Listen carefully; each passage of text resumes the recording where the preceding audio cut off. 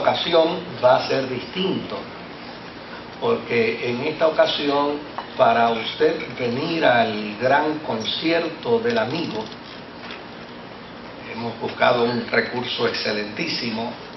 Para usted llegar, usted tiene que traer un joven. Si no viene con un joven, no puede llegar al concierto. ¿Ah? Sí, un joven inconverso. No me lo traiga de otra iglesia, porque de otra iglesia no vale. Tiene que ser un joven inconverso.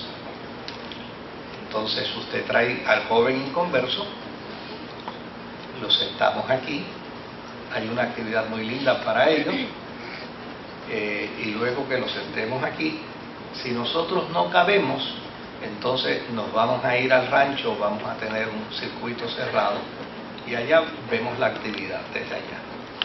Pero nosotros queremos llenar todo esto de jóvenes inconversos y ministrarle a ellos. Y desde luego yo quiero hacer la apertura hoy a nivel reflexivo de esa promoción que ya para la semana que viene comienza, juntamente con la promoción del Día de los Padres. Pero saturar de mucha promoción me parece que no es lo mejor. Pero para ello yo quiero invitarlos a que vaya conmigo a las Escrituras, al libro de Tito, carta del apóstol San Pablo, según la tradición, ¿verdad?, a Tito. Y allí vamos a ir al capítulo 1 y vamos a ver el verso 10 hasta el verso 13.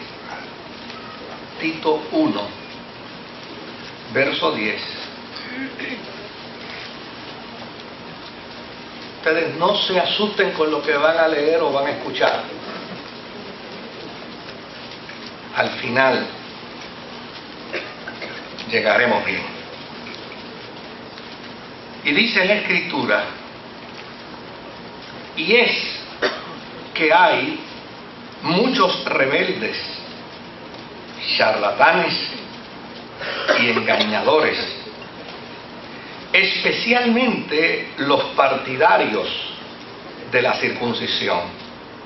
A esos hay que taparles la boca, ya que están arruinando familias enteras al enseñar lo que no se debe, y lo hacen para obtener ganancias mal habidas. Fue precisamente uno de sus propios profetas el que dijo: los cretenses son siempre mentirosos, malas bestias, glotones perezosos. Y es la verdad. Por eso repréndelos con severidad, a fin de que sean sanos en la fe. En la versión Reina Valera plantea el concepto de repréndelos como una invitación a la conversión. Así es que, partiendo de esos versos, es que yo quiero compartir con ustedes la reflexión de la mañana de hoy. Es interesante porque cuando usted lee la carta a Tito, aunque tiene un destinatario, ¿no?, que es la persona de Tito, la carta tiene una intención muy particular, y es establecer reglas para la iglesia. Una iglesia que a todas luces, según el autor de la carta, es visible como institución en el mundo, en medio de la sociedad. Para el autor de la carta, la iglesia es la elegida de Dios. La iglesia es una familia cristiana dirigida por el obispo. Obviamente Tito era obispo de esta iglesia. Para el autor de la carta, la iglesia es poseedora de la verdad. Nadie más posee la verdad, sino solo la iglesia. Para el autor de la carta, la iglesia es proclamadora de la sana doctrina. De hecho, dentro de las cosas que el autor, a quien tradicionalmente se le adjudica a Pablo, dentro de las cosas que el autor dice dentro de esta carta, dice que hemos recibido una verdad de Jesús y somos depositarios de esa verdad a los de nuestra generación. Es decir, el autor de la carta implica que hemos recibido de Dios mediante Jesucristo una gran verdad. Y esa verdad no puede quedarse con nosotros. Esa verdad no puede ser mera y sencillamente patrimonio de la iglesia, sino que es una verdad que debe ser depositada, debe ser legada a generaciones presentes y generaciones futuras. Desde luego, para algunos cristianos la carta fue escrita por el apóstol San Pablo. Para otros, ellos dudan de la autenticidad de la carta, alegando que el apóstol San Pablo, obviamente, en todos sus escritos con respecto a su trabajo misionero, nunca expresó haber estado en Creta, y por el otro lado, tampoco se presenta como que estuvo en Dalmacia, otra región, otra isla cerca del lugar. Y muchos teólogos van a decir que esta es una carta escrita por un seudónimo. Ahora, lo que es innegable dentro de la carta es que tiene un fuerte carácter paulino. Haya sido un seudónimo o no, obviamente la carta tiene un carácter paulino muy fuerte y utiliza muy bien, maneja muy bien algunas de las experiencias vividas por Pablo junto con Tito, que fue su compañero en alguno de sus viajes. Por ejemplo, Tito fue quien acompañó a Pablo en una ocasión para llegar hasta Jerusalén. Y desde luego, siendo griego, fue sorprendente porque la iglesia de Jerusalén lo aceptó como tal y no le exigió que se circuncidara. Por el otro lado, la tradición, cuando habla sobre Tito, dice que Tito fue obispo en Creta y que también inclusive fue enterrado en Creta. Es interesante que aquí en Tito Pablo se describe de una manera muy particular. Se describe como esclavo de Jesucristo y de Dios. Y ese término, esclavo de Jesucristo y de Dios, Pablo no lo utiliza aquí como sinónimo de humildad.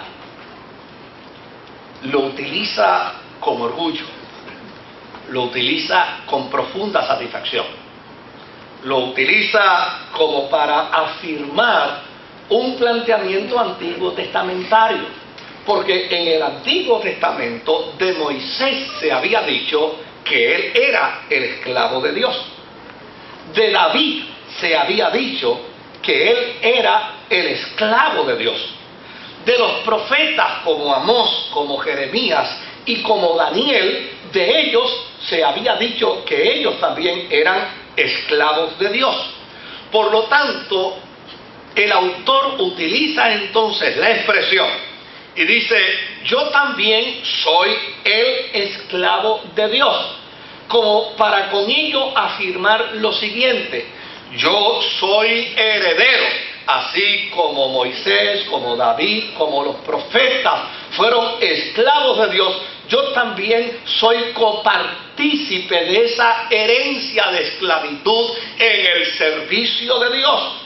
Y es mi intención y es mi propósito no solamente yo ser el heredero de ese sentido de servicio a Dios, sino que yo deseo también ser depositario de esa gran visión, de ese gran encuentro, de esa gran gracia, para que otros a su vez también puedan ser herederos de ese sentido de esclavitud en el servicio al Señor. Heredero de la gracia, depositario de la gracia en Tito, ¿Qué es lo que está diciendo aquí el autor? Él está diciendo, mira, yo soy heredero de la gracia de Dios, pero ahora como heredero de esa gracia, yo la voy a depositar en Tito. Tito a su vez la va a depositar en la iglesia y así sucesivamente, cada creyente será un depositario de la gracia de Dios en la vida de aquellos que están en su entorno. Tito era el obispo de esta iglesia. Y como el obispo de esta iglesia que Tito era, desde luego, el apóstol San Pablo en esta ocasión quiere hacerle saber a Tito cuál debe ser su función y su tarea en medio de esta comunidad. Creta, según Homero, era conocida por ser una isla que poseía 100 ciudades. Homero, cuando se refería a Creta, la llamaba la isla de las 100 ciudades. Y desde luego, Tito había sido consignado por Pablo como obispo de esta comunidad y ahora tenía una gran responsabilidad, y era lograr que en cada ciudad de esta isla hubiera un anciano. Pero desde luego, los cretenses eran gente muy perversa. Los cretenses eran personas muy desarticuladas desde el punto de vista emocional, desde el punto de vista ético. Los cretenses eran un dolor de cabeza para los pueblos y las ciudades circunvecinas. Y el apóstol San Pablo, consciente de que a Tito le ha tocado la responsabilidad como obispo de establecerse en Creta para así a su vez también establecer diáconos, ancianos en las distintas ciudades de Creta, entonces Pablo le hace saber a Tito lo siguiente: hay que nombrar ancianos en cada ciudad, pero estos ancianos tienen que ser idóneos. Ancianos que den un buen testimonio de Jesús, pero den un buen testimonio de Jesús junto con sus familias. Ancianos que no deshonren la fe. Ancianos que tengan quilates extraordinarios en la experiencia de la vida cristiana. De hecho, cuando uno lee lo que está diciendo el apóstol San Pablo aquí a Tito, encomendándole la tarea y la responsabilidad para los ancianos, está estableciendo que tienen que ser personas con una pulcritud moral, que sean totalmente intachables. Y finalmente, dentro de la carta, el apóstol entonces escribe los quilates que deben tener aquellos hombres que habrán de dirigir la vida de la iglesia en Creta y dentro de esas ciudades como ancianos. Luego de esto, el apóstol entonces pasa a otra dificultad: el problema de los falsos maestros en Creta. Porque Tito había venido para ser el obispo de la iglesia en Creta, pero con antelación a Tito ya un grupo de judíos, los de la circuncisión, habían llegado a Creta y también habían establecido el testimonio de la fe cristiana. Pero estos judíos eran judíos sincréticos, desde luego, judíos que estaban más interesados, mucho más interesados, en que una persona cumpliera con los ritos de la ley antes que tuviera un encuentro real y auténtico con Jesucristo. Y desde luego, Pablo le hace saber a Tito que a estos falsos profetas, a estos judíos sincréticos, indisciplinados, que no aceptan el credo de la iglesia de Jerusalén, que afirma que Jesucristo es el Señor. Él dice, a estos hay que taparles la boca. Note bien cuál es el contexto histórico, cuál es la situación que acontece en medio de la carta. La situación que acontece en medio de la carta es un obispo que ha llegado a Creta para dirigir la vida de la iglesia. Una vida de una iglesia que tiene una función muy particular, porque es elegida por Dios. Es la que crea la familia cristiana en la redondez de la tierra y es la poseedora de la verdad que debe compartir al mundo. Tito es obispo de esa iglesia. Una iglesia que ahora tendrá que establecer ancianos en las ciudades de Creta, pero tienen una gran dificultad, y es que el testimonio de la fe cristiana, como resultado de los judíos sincréticos que han venido, estos han distorsionado el concepto de la fe, y por ende la responsabilidad que Pablo le asigna a Tito es que él tiene la obligación de buscar los mejores hombres para el servicio al Señor. Porque estos mejores hombres, con su conducta, con su integridad, con su buen testimonio, le taparán la boca a los falsos maestros, a los falsos cristianos, a los judíos sincréticos que están procurando predicar un evangelio que parece más un movimiento de adhesión al judaísmo que al señorío de Jesucristo. Por el otro lado,